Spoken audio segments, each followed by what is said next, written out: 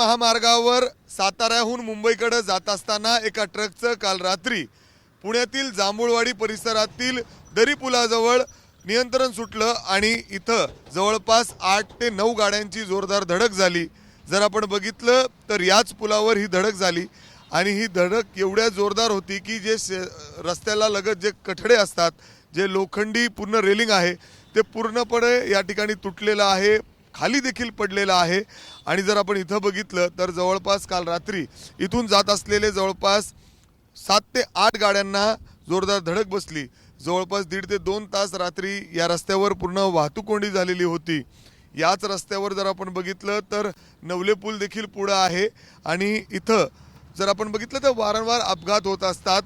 कात्रज बोगद्याहून निघाल्यानंतर इथं तीव्र उतार आहे। सातत्याने नागरिक जे स्थानिक लोक आहेत ते तक्रारी देत आहेत की हे तीव्र उतार असल्यामुळे बरेचदा इथं जे मोठे ट्रक असतात त्यांचे अशाच पद्धतीने अपघात होत असतात आणि रात्री देखील तसाच हा अपघात झाला।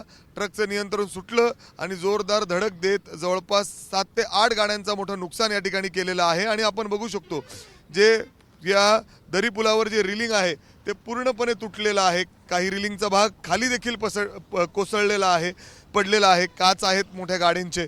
तातडीने पोलिसांनी वाहतूक कोंडी होऊ नये म्हणून हे गाड्या ज्या आहेत ज्यांचं ॲक्सिडेंट झालेलं होतं त्यांना इथून पुढं पाठवण्यात आलेलं आहे। काही जे 4 ते 5 जण इथं जखमी होते त्यांना जवळच्या रुग्णालयात उपचारासाठी दाखल करण्यात आलेलं आहे। मात्र जर आपण बघितलं तर या रस्त्यावर सातत्याने अशा पद्धतीने अपघात होताना दिसत आहेत आणि त्यामुळं हे अपघात नक्की कधी थांबणार। वेगवेगळे मंत्री, आमदार, खासदार या ठिकाणी येतात, आश्वासनं देतात, मात्र तरी देखील इथं काहीही होताना दिसत नाही असा स्थानिकांचा तक्रार आहे। आणि त्यात काल रात्री पुन्हा एकदा अशा पद्धतीने हा गंभीर अपघात या ठिकाणी झालाय। कॅमेरामॅन राजेश बिडकर सह मी मिकी घई, एबीपी माझा, पुणे। एबीपी माझा, उघडा डोळे बघा नीट।